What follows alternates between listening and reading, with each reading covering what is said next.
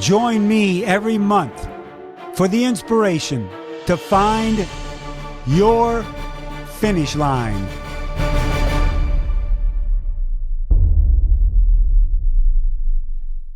Hello, everyone. I'm Mike Riley, and welcome to another edition of Find Your Finish Line. We've had a bit of a summer break with travel and family and a new grandchild, but we're back, and this is going to be a tremendous show. I've got a new sponsor for the back half of the year, too. Pillar Performance. You've heard me talk about them before. As a matter of fact, the triple magnesium powder, which I've been taking for about 1.5 years, 2 years now. It's amazing what magnesium does for you on recovery and sleep. I'm getting some of the best sleep I've ever gotten. Pillar Performance is a sports micronutrition company. The easiest way to describe them is hydration and carbohydrate products that will take you through to the finish line. Their mission statement is very easy, just to get athletes to the start line over and over again. And for all of my North America listeners, you can go to thefeed.com, enter the code FINISHLINE for a 15% discount for any first-time buyers. So put your Pillar products together with thefeed.com. When you check out, type in Finish Line, all one word, and you'll get 15%. And for our international listeners, you can do the same thing by going to pillarperformance.shop. Type in Finish Line at the checkout, and you'll also receive 15%. So thank you very much for Pillar. Second half of the year, we'll be together. I love their triple magnesium. I've got two guests on Find Your Finish Line today I'm very excited to talk to. One, who I've just met for the first time. The other, I met a long time ago. Zdeno Chára, Z, as he's known, is my guest. 6'9" Slovakian former professional hockey player. Talk about endurance. He played 24 seasons in the National Hockey League for people like the New York Islanders, the Senators, the Washington Capitals, but the team that only really matters is the Boston Bruins, huh? He ran Boston this year in a time of 3:30. We'll talk about what's coming up for him with his Ironman. Welcome to the show, Z. Yeah, thank you, Mike. I'm happy to be a part of your show and a big fan. Well, and thank you for being on. And my guest with Z, Dave McGillivray. You know, when I start writing things down for introductions, this is so long I could have a whole podcast on the accomplishments that Dave's had through his career. What I love most about Dave McGillivray is there's no ego to it, no braggartism. He does it for the love of the game. He does it for the love of charities. He does it for the love of his family. Dave's the owner and CEO of Dimsey Sports in Boston, author, motivational speaker. I could go on and on, as I said. He's race-directed and been a part of well over 1,000 endurance events through his career. And this year he ran his 52nd consecutive Boston Marathon in a row. Hello, Dave. Welcome to Find Your Finish Line. Michael, we go way back. The Saucony days. So great to be with you. Yeah, and I know when we were off air, we were talking about your kids, and I go, my gosh, I remember when they were born. That's just crazy. And by the way, Dave, congratulations and happy birthday on your recent 70th milestone birthday. Thank you. I appreciate it. So, gentlemen, my first question to all my guests on Find Your Finish Line is, what kind of workout did you get in today? Whoever wants to can start. Well, I kind of, because of my late arrival, I just went for a quick run in the morning. It was just a short 5-mile jog, and then I did 1 hour bike ride. So that was kind of like easy day. You know what just hit me, Z? There was a time probably in your professional career when somebody would tell you they went for a 5-miler, you'd think they ran to Los Angeles and back. Yeah, definitely. I think that as you get to be more involved in this sport and this endurance sport, you're realizing you're pushing your own limits further and further. And then now when I look back, it's kind of like funny. Some of those distances that I thought were kind of long, now they seem short. But that's what happens when you kind of keep pushing, keep extending, and driving to do longer things and you just become more adjusted to it. Yeah. Dave, what kind of workout did you get in Well, today? I don't mean to be a copycat here, and we don't trade training regimens with each other. But Z went for a 5 mile run, as he said. I went for a 5 mile run. Z said he rode his bike for an hour. I rode my bike for an hour. That's what I did today. And quite honestly, I feel really guilty because I know how much it takes to prepare for Ironman, and that's not enough. But it is what I could do. When I first started doing it 44 years ago, I was single, no kids, didn't have a responsibility in the world. Now, 5 kids, a business, a foundation, and the list goes on and on and on. And somehow I got to invent the 36-hour day because 24 is just not enough. That's the whole thing. So I'm going to be as prepared as I can be for Kona, but I just always wish I could do more. Well, that's amazing that you two match your workout today. I'd say you're connected at the hips, but obviously your hips don't meet. But hey, by the way, how did you two meet? I think through a mutual friend, Becca Peasy, who is the World Marathon Challenge champion, 7 marathons, 7 days, 7 continents. So she sort of put us together at have a cup of coffee one day to talk about Boston, and Z had an interest in running Boston, and so we met in person to talk about that.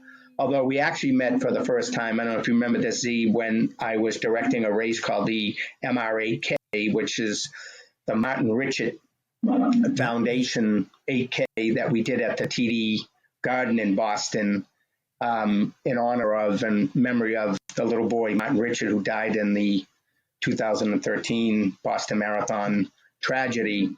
So we were putting on a race there, and the Bruins Foundation supported it, and Z was there to support it, as he's always there for every cause known to man, so it seems. So I actually met him for the first time there, but met him for coffee and talked about Boston, and then one thing led to another, and here we are. Do you remember that meeting, Z? Yeah, I do.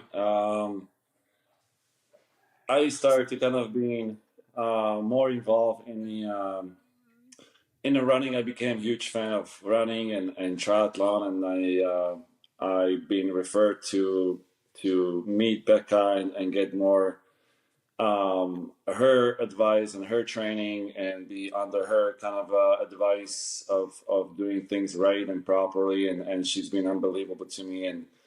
And then, once, we set goals, she kind of brought it up, like, you should run Boston Marathon. And I was like, what? And I felt kind of like overwhelmed, but she said that, hey, look, like, it's going to be great. You can do it. I believe that we have enough time to get you ready.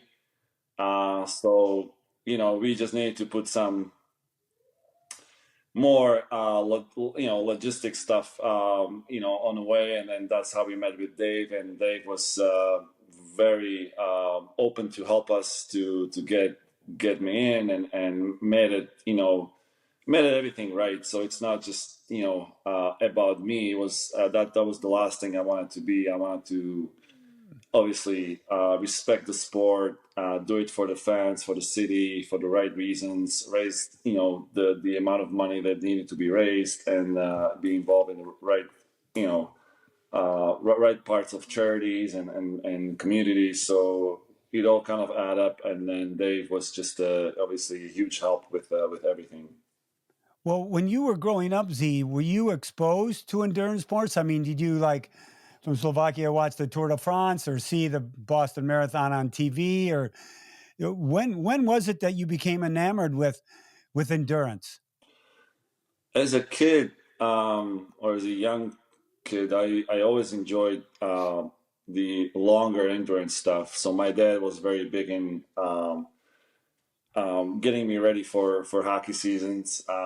You know, he was always, you know, telling me that you need to be well conditioned, so the conditioning wouldn't be, you know, issue or problem when you make those decisions on the ice.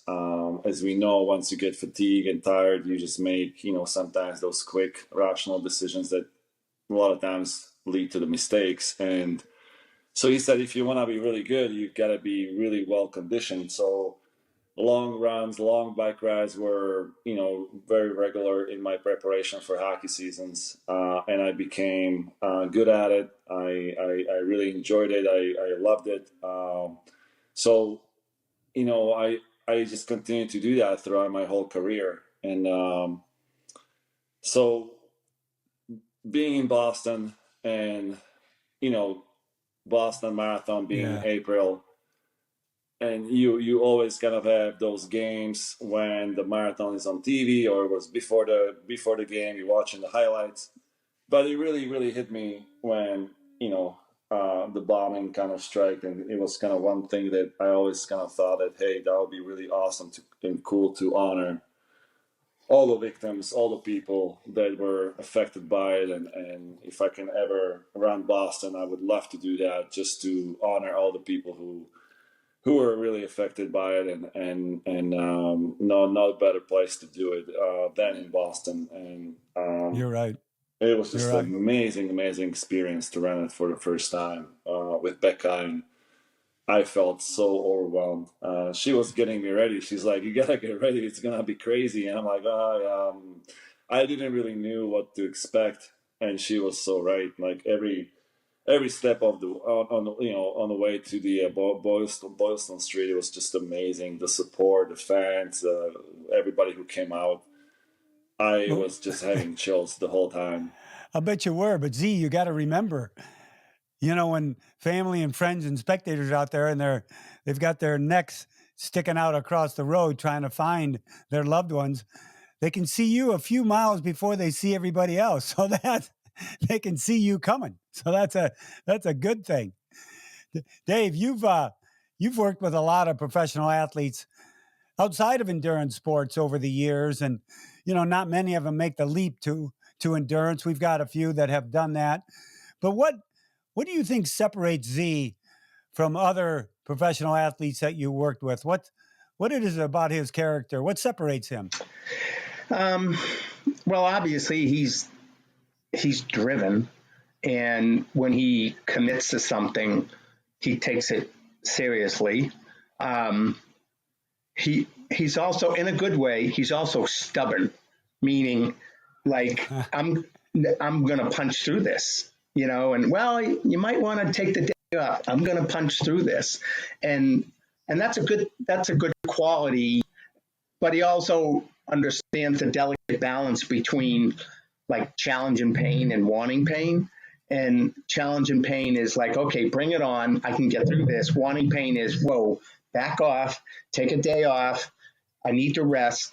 So he knows his body as well as anybody knows their own body. And I think that's a key to his success. It was funny because when we were first talking about running, I said, well, aren't you worn out from hockey? He said, well, hockey is side to side. Running is front and back.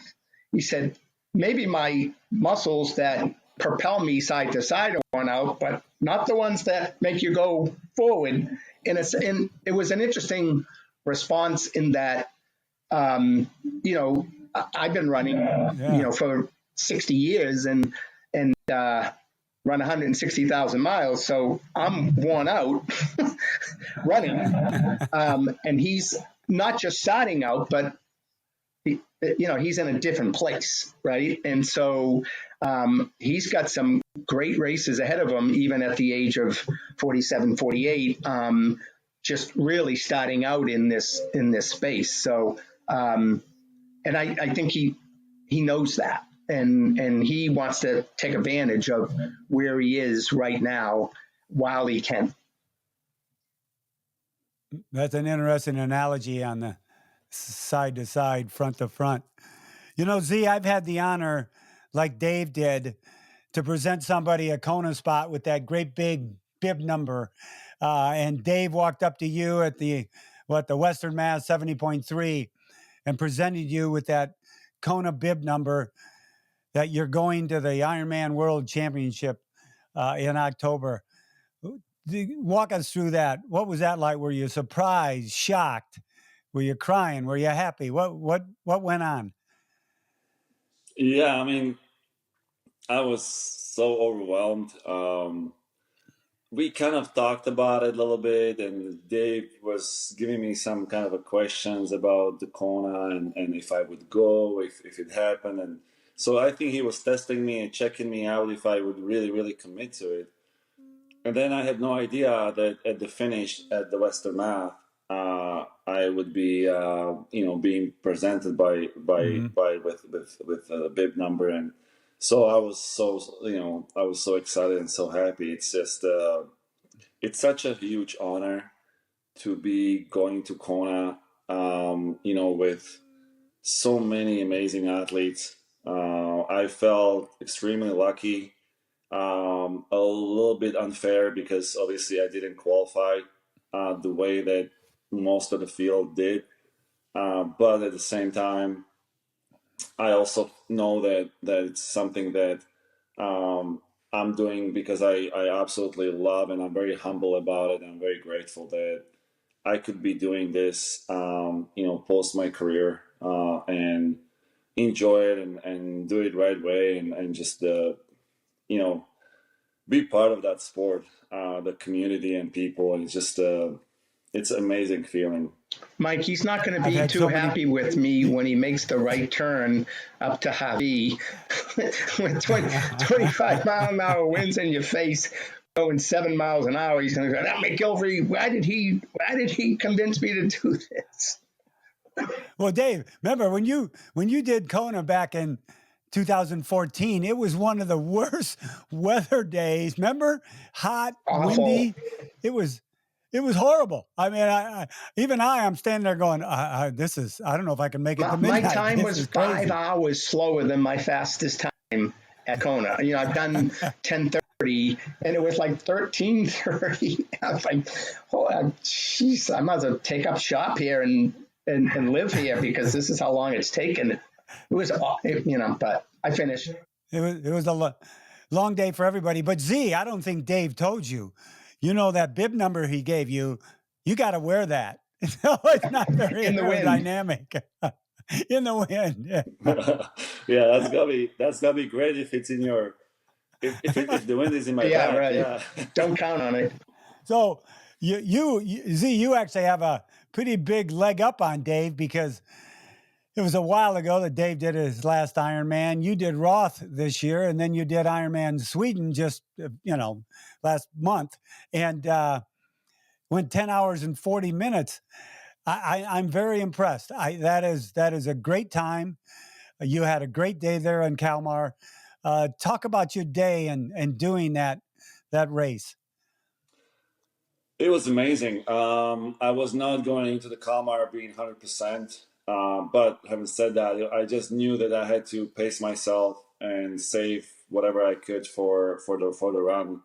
The swim was very technical. It was, I think we counted like we had to turn 10 times. Yeah. Very, very technical swim. And the bike was fairly flat, but the same as you explained for Kona, it was very, very windy. The half of the route was very open field and it was kind of rolling hills, but very windy. And the run was beautiful. It was just kind of like inside the town, and we went through the bike path, a little bit of gravel, a little bit like a park. There were like a little bit of track. It was really, really amazing, and it was like a 3-loop through the city, and the fans were sitting on patios and cheering us on, and just an amazing setup. Very, very pleased that I was able to finish the way I was, and considering that I was not 100%. So did everybody know who you were? Yeah, it was. So I played in Sweden during the 2004 lockout, and I became a huge fan of Sweden culture and the fans, and I think the fans knew, and still remember me from 2004. And it was some sort of was like spread out through the media. I was there quite earlier before the Ironman, and when it got kind of like through the media and to the news, the fans of the sport of hockey and triathlon came out, and they had all these signs, jerseys, and it was just it was absolutely spectacular. I have to tell you, like I could not believe it. I felt like I'm running in Boston. It was just so many hockey fans, so many cheers, the signs and all that stuff. I was almost tearing up. I was like, I'm having goosebumps right now just thinking about it. Well, I would venture to say, thinking about that, there were probably more hockey jerseys at that Ironman than any Ironman since 1978. Even any Ironman in Canada, there was probably more hockey jerseys there. Z, I had Hines Ward, who played for the Pittsburgh Steelers, won a Super Bowl, was MVP. He did Kona, and he said, finishing Kona ranks right up there with my MVP trophy, with winning the Super Bowl. It's all that and more. Do you think Kona is going to be like that more than your Stanley Cup with the Bruins back in 2011? I'm not sure. I'm sure it's gonna be an amazing experience. I'm sure it's gonna be very hard. I heard Kona is unforgiving. The course, the conditions. It's hard to compare. With all due respect, it's just hard to compare. Winning a championship with a team, with so many other people and everybody contributing, and it's just it's such a long ride to get to that point, and not thinking Kona or Ironman is in general is any easier just because it's one day. Right. But it's just two different things. I do really appreciate and cherish every time I can finish the race and feeling good about it, feeling strong. And whether you're feeling good or you're not feeling good, you're just going through these ups and downs, and you got to figure out on the course. You got to kind of find a way to stay positive, find a way to dig deep and find the energy. So I really think that both are very, very special, and they have a huge meaning. I just can't say it's going to be more than Stanley Cup or it's going to be less than Stanley Cup. I think there's just two different things. I was thinking about Kona and you on the bike. I got to believe some of the athletes, Dave, you may agree with this, may get a drafting penalty when they come up behind Z and go, wow, this is nice. This is good. Well, it's not going to be me because he's going to be so far ahead of me that I won't get the benefit of drafting behind him. But unless we cut a deal up front, Z, you and I, we kind of do this together. So let's stick together, okay, buddy? We should get that dual bike. Yeah, get a dual bike. Yeah, you're in front, by the way. Yeah, exactly. Dave, we'll talk about your Ironman, but I have to say it has to be, to be able to do things with your kids and them develop a passion like you have, and you don't push them into it. Hey, you got to run, you got to do this, you got to do it.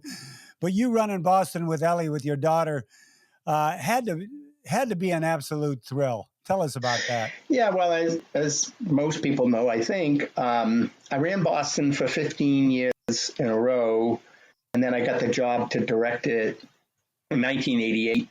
And I was like, now what do I do? Do I run in it or just run it, help run it? And it was a hard decision because I didn't want to let go, because in my head, in my world, I'm an athlete more than I am a business person. Like, I always want to be looked at as an athlete, not some guy who owns a business.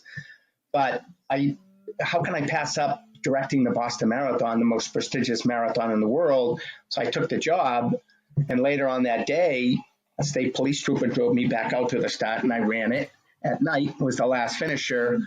And I was the last finisher for the last 36 years. And so this year, I just decided, my daughter said she wanted to run. And I said, if she's going to run during the day, I'm going to run with her. So I did just that. And we stuck together the entire way. It was the first time I had run the marathon during the day in 37 years. When I last ran, there were 9,000 people. And this year there were 30,000. And like Z, I mean, I've been around so long that people do eventually recognize who you are. So it's like running down the streets of all the cities and towns and people yelling and screaming and saying your name. And I'm like, oh, this is what the fuss is all about, because I wasn't getting that at night. There was 6 pigeons and squirrels out there, and all of a sudden, like for 26 miles, people are yelling and screaming in your ear. And I'm like, wow, this is I like this. So, yeah, I mean, to share it with her, thinking that, she's my daughter. And like only a few years ago, she was still in elementary school, and now she's running the Boston Marathon with me. I've run 169 marathons, and that one by far was the most emotional, memorable one in my life. Yeah, I relate that to people ask me, what's your greatest Ironman call? And I've called it out, 500,000 times. And the greatest call I ever made was calling my son an Ironman when he crossed the finish line. And there's just nothing can compare. Yeah. Absolutely nothing. Well, Dave, 1980 you were in Kona, 2014. Why do you want to do it again?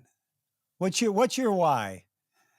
When I had run across the country in 78, and then in 79, I read Barry McDermott's article in Sports Illustrated, the May issue, I have it, about the Ironman and Tom Warren winning. And I just said, right up my alley.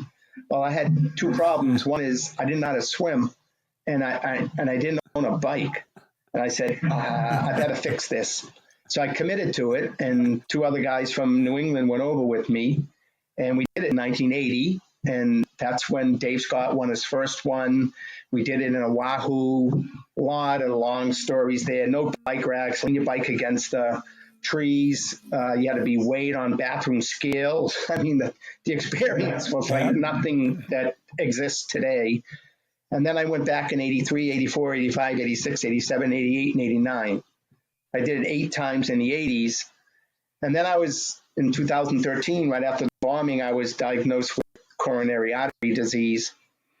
And I said, I need something. I need a magnet. I need a target to somehow figure out a way to get healthy again. Not that I wasn't healthy fit-wise, I just wasn't healthy body-wise. And then they, I called up Ironman. I said, any chance? And they invited me back, and they said, but you got to get a note from your doctor. I said, a note from my doctor? I've never got a note from my doctor. And they said, no, we heard about you. We don't want you going down in the lava fields. And I'm like, oh God. I asked my doctor for a note. He said, no.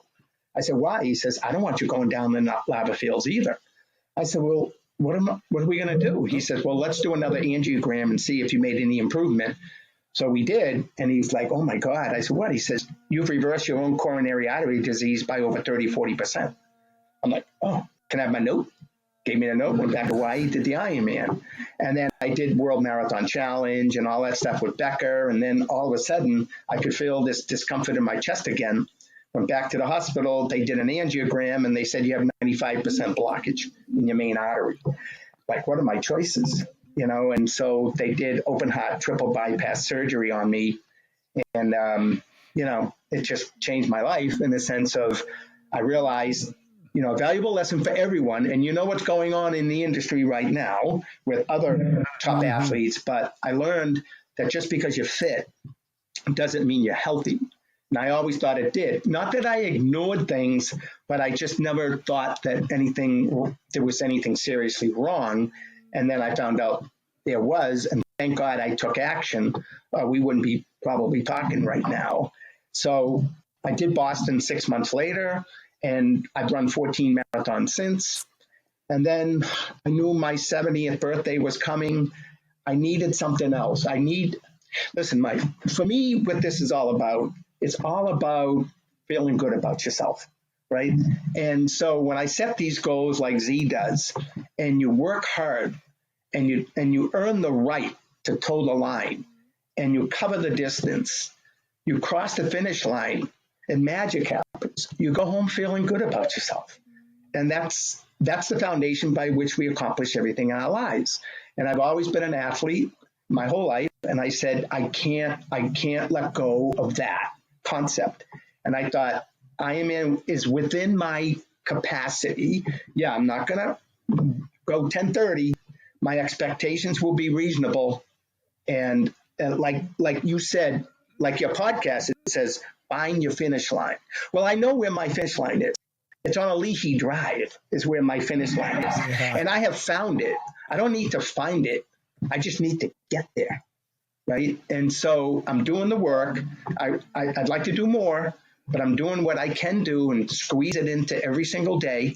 And then it's just going to be something that it's almost like the career, not that this is the end of my career, but the career victory lap. Like I have to do it one more time for my 10th Hawaii Ironman just to be at peace with myself.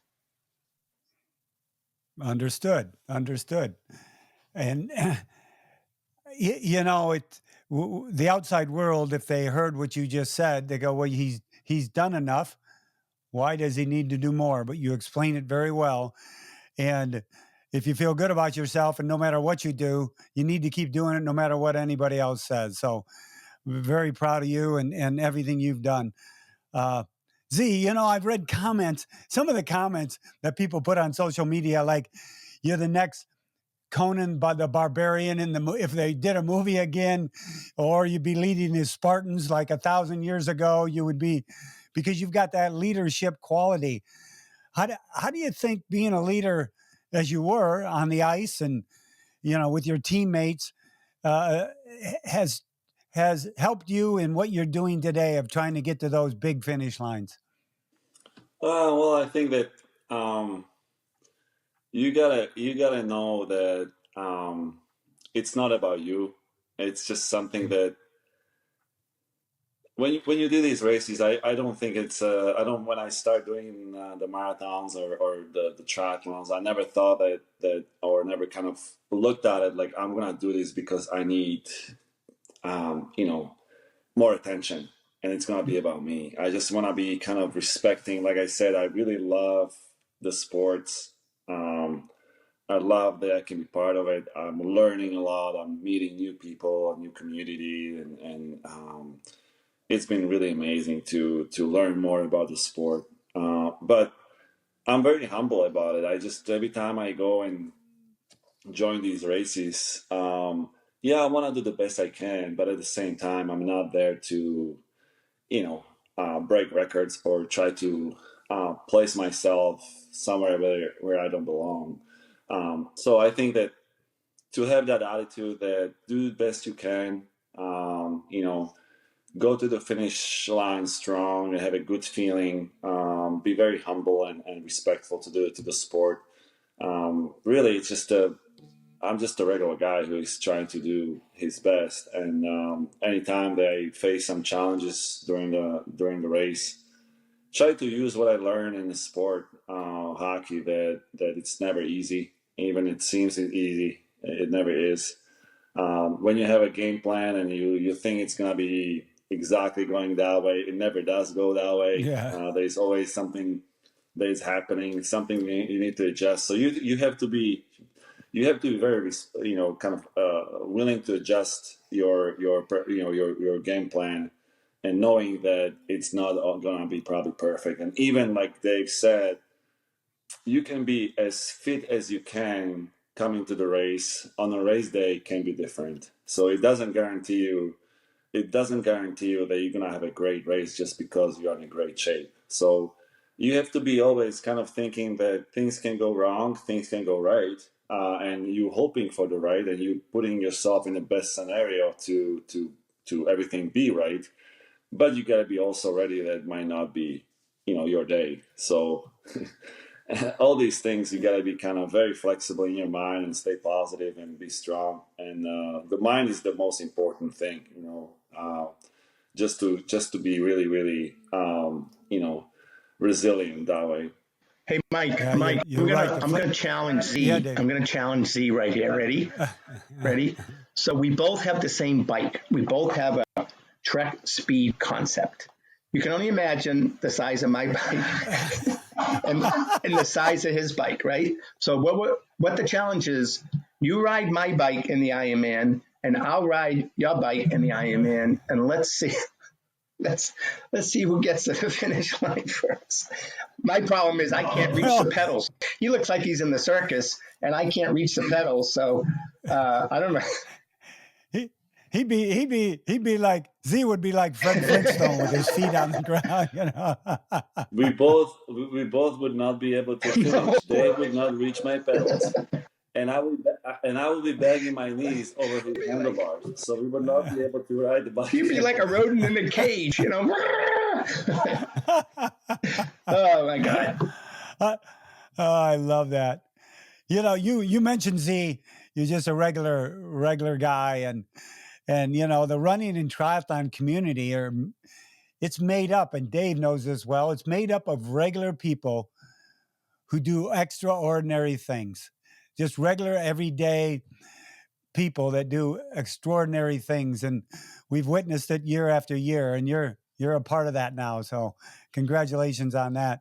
Thank you. By the way, do you guys you have coaches? Are you being coached by anybody on the outside, or are you just putting training plans together? What are you doing? Are you being coached? For me, I'm not. And I'll tell you, by design, I'm not. Not that I know it all, I don't. But I just think that if someone is coaching me, they're going to be telling me what I should be doing and go out for an 80-mile ride and all. And I'm not able to. I'm not able to have such a regimented schedule. Like if I was 25 and had nothing else and whatever, then yeah, I could follow that plan. But like I said early on, I just need to wake up and squeeze in during the day when I can, what I can do. Like right now, I could be like, okay, I got to go, guys, because if I don't get a bike ride in the next 2 hours, it's going to get dark and I'm not going to get it in. See you, bye. That wasn't by a coach. It was just like what I could fit. I think with Z, he could be in a different place with Becker coaching him, but I don't have a coach. Yeah, I think that I don't have specific a person that is organizing day by day my program, but I'm like Becca or few friends back in Slovakia. I have fewer triathletes friends that I talk to. They throw out some recommendations, but I think at the end it's up to you how you gonna kind of adjust all of those informations, all of those advices to what's good for you. Everybody's different, so to be locked into some kind of a program that somebody else does it for you, I'm not sure if that's something that it would fit for me. I need to be a little bit more kind of like having my own input into the training and put my things into the training to feel confident and feel comfortable. And I think that at the end, as Dave probably knows better than me, and both of you guys know better than me, that really if you put the amount of hours and work into it, you're gonna be fine. You just gotta find a way that to put certain hours and miles and all that into the training. And on the race day, you just gotta be kind of willing to suffer and just go through it. Yeah. Coaches, I believe, are vital. TriDot Training, who I work for, really puts into account everything about your life, and that's what training plans have to do now. Because, like you say, Dave, if it's 2 p.m. and you can go get an hour run, you're gonna sprint out the door and go get it. But if you're told to do it at noon, you can't do it. That kind of thing, yeah. That's a tough part about it. But what about family? You guys gonna have family there with you? Who's going? with you? I'm trying to convince my entire family to come with me.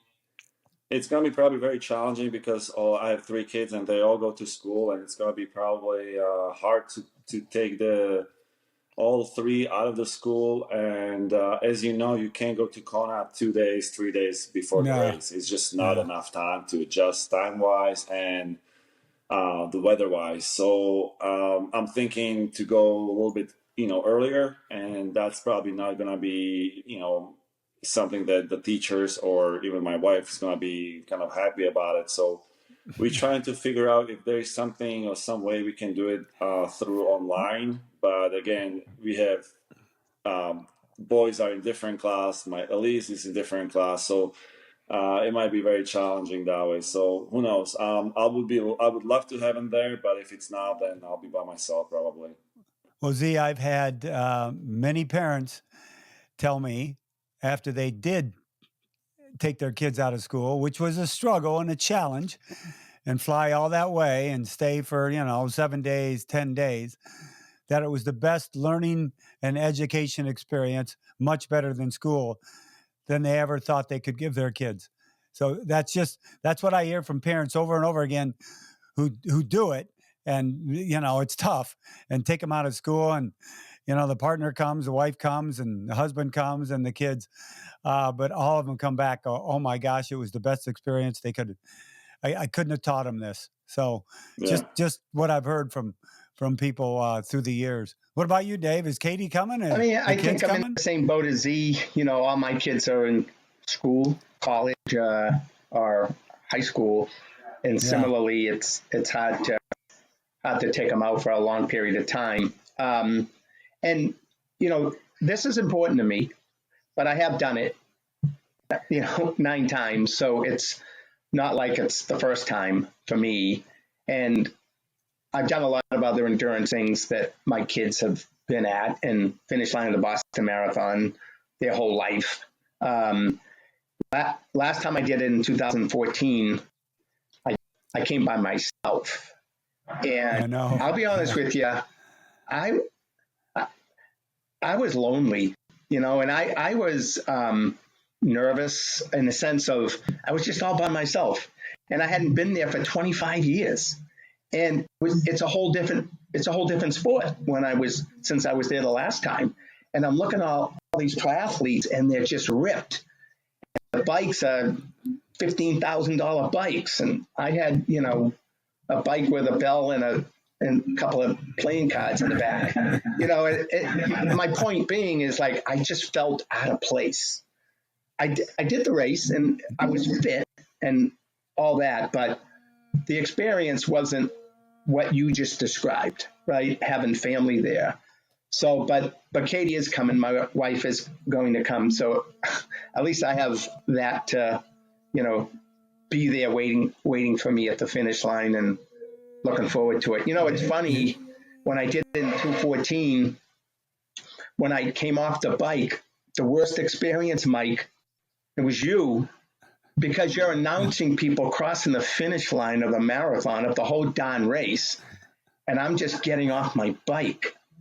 And it was horrible, knowing that they're all done, and I haven't even started the marathon yet, kind of a thing. But I'm kind of being just kidding here. But, so there's a lot of emotion in all of it, depending on where you are, what your expectations are, how you're doing at the very moment, that kind of thing. So, but the key is, Dave, I've always said, don't get a light stick. Don't get the light stick. You get a light stick, that means, man, you're out there over 12 hours. Good luck to you. Well, I remember a couple of our conversations that week, and I know you were there by yourself, and it was tough on you. And you did. I remember specifically you going, my gosh, the sport has changed. Look at these people. Like, who are they? Where'd they come from? So, I'll probably say the same thing in October, 10 years. Like, wow, it's changed. I know, that's true. Yeah. And Dave, by doing what you do, the damn sprint triathlon, and you couldn't believe the 70-year-olds, like, who are those people? They're so fast. It's funny because if you look at 50-year-olds and 60s, maybe they haven't retired yet, so they got to squeeze in the time too, right? So sometimes a 70-year-old can actually be faster than a 60-year-old because they have that much more opportunity to train because they're retired. So it's kind of an interesting phenomenon in the age group categories. I asked one, he was 74 years old, and I go, God, it seems like you've been racing for 20 years, you got faster. I go, how come you're faster in your 70s? And he had one word. He goes, naps. Naps. I can take naps. I go, not working. So who are you both racing for? Any charity? Talk to us about that. Z, are you racing for a charity in Kona? I haven't decided yet who I'm gonna race for, but I'm sure that's gonna be pretty easy. Either I might just do it for the local charity. I don't know yet. Okay. It's still in the air.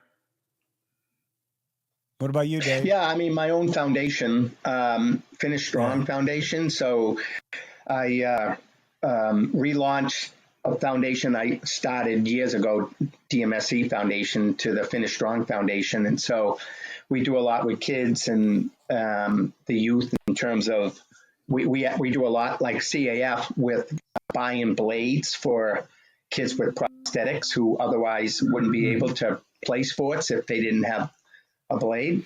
So we've purchased almost hundreds of blades now since we started, and it's a lot of other programming within the foundation. So yeah, my focus is there to raise money and awareness for my own foundation. So I have one final question. The final question on Find Your Finish Line is really all the same. It's called tri-table racing. I've got friends that race the Baja 1000 in their trophy trucks, 1,000 miles through tough terrain. And afterwards, the drivers get together and they sit around a table, and it's called table racing. They reminisce about the event or about a prior event. So I call this tri-table racing. So off the top of your head, we'll start with you, Z. Top of your head, reminisce about something that happened at an event, whatever comes to your mind. You have to come again. What's the question again? We're sitting around a table and you're talking about a race or something that happened at a race. Tell us about that. Oh, you pick. Usually for me, the kind of odd experiences are always at the swim. I jump into the water and there's always somebody who just starts swimming really fast, and then it's all of a sudden doing the breaststrokes and just kicking everybody or like scratching. It's just like I find these odd moments at triathlons, usually at the swim, that it's just weird. Like I'm not a great swimmer, but I try to always swim straight and keep going with the freestyle. But there's so many the odd ones that all of a sudden you have a guy who swims completely different direction, or somebody just start going breaststrokes and kicking everybody in the head. Yeah, so you it's thought one of those things. You thought hockey was a contact sport, didn't you? Yeah, exactly. Until you got in the water. That's funny. Running into somebody. Dave, I should have gone back to our podcast. It was April of 2022, and you were on Find Your Finish Line, because I asked you that question. It just hit me. I should have gone back to hear what you said. But you've done so many races and so many events, and we talked about running with Ellie. But when you think about some of the greatest times, what comes to your mind to reminisce about? If we want to stick to, there are so many, and I could go on for hours. Yeah. But the one with Ironman was when the Hoyts called me up and they said, Dick said, Rick wants to do the Ironman. Can you get us in? And I went, you want to do the Ironman? All right, let me make a call. And I called Valerie, and long story short, I got him in. And then, so we're doing the race together. Yeah, I did it that year. And, I go in the water, I come out of the water, I get on the bike, go to Javi, turn around, come back. And the final cyclists are coming at us. And I'm looking and I said, where the heck are the Hoyts? Where are the Hoyts? Where are the Hoyts? And I'm freaking out. I'm not thinking about me. I'm thinking about the Hoyts. Where are they? Nowhere to be found. And I later found out that they didn't make the cutoff of the swim. And I went, I can't believe it. All that training. And I got him in, and they didn't make the swim cutoff. So then about a month later, Dick calls me. He says, Rick has another question for you. I said, what's that? He says, he wants you to get us back into the Ironman. I said, how am I going to get him back again? They didn't make it the first time, Call Valerie again. I said, listen, they're the real deal. They just had a bad swim. Can you get them back in again? Long story short, she let them in. They did it. They crossed the finish line on a Leahy Drive, and look what's happened ever since. With that whole para division, the duos, the Hoyts blazing the way. I mean, so much of that in that whole area of para athletics means so much. Another guy, I don't know if you remember Mike Pat Griskus from Connecticut. He did a bunch of my triathlons, and he and I went over together in '87, and we went out for a bike ride. I came back, and then all of a sudden waiting for Patrick, and there's no Patrick, and he ended up getting hit by a cement truck out in the Queen Highway and died. And there's just so many stories in that whole world. So, I could write a book. Wait a minute, I've written 4 books. What do you mean? I could write another one like you. So, Mike, 30 seconds. So, find your finish line. 30 seconds. There's this guy, Jack LeDuc, who paints the starting line of the Boston Marathon. One year I said to him, Jack, you paint the starting line. Can you come to Boston and paint the finish line? He said, yeah, sure. Let me cut the stencils. I'll throw it in the truck and I'll come to Boston. Well, he hadn't been to Boston that much. So he's driving into Boston, and he was told that the finish line of the Boston Marathon is near the Boston Public Library. So he pulls up to this police officer and he said, officer, do you know where the Boston Public Library is? And the officer said, yeah, it's right near the finish line of the Boston Marathon. He said, do you know where that is? He goes, yeah, the finish line of the Boston Marathon's in my trunk. I'm trying to find out where the finish line is so I can go paint it. Anyways, find your finish line. Oh my God, I love that. In 1989, when Rick and Dick did come back, when you did the race, that was my first year in Kona, and I'll never forget being in the tower, looking down in the water, and Dick is tying the ropes around his shoulder, the straps to pull Ricky, and I'll just never forget that. And it changed in many ways, Dave, as you know. It changed the world. It changed the world. So, well, Okay. Z, I wish you the best of luck. The advice I always give everybody on Kona, it'll go too fast. You'll go home and go, what just happened? So you have to enjoy every second, every moment, whether you're in the parade, whether you're talking to people from all over the world. Enjoy every moment, because it's a special place. It's full of good spirit, and it embraces you, and it'll last with you the rest of your life. And Dave, both of you guys, I wish I was there to be able to call you in, but I'm not. Give me your phone, Dave. You know that. Call me afterwards. I will rip it out over the phone. Mike, show up 2 days later and you can call me in, because that's probably when I'm going to finish. Thank you. Yeah, I'll call Z. I'll call Z in on Saturday. I'll call you in on Sunday night. You got it. I'm good. Thank you very much, guys. And thank you, everyone, for listening to another edition of Find Your Finish Line. Keep in mind, if you always believe you're the cause of your own experience and take responsibility for everything you do, you will always find your finish line. My warmest aloha to each and every one of you. Now get out there and start training. Bye-bye.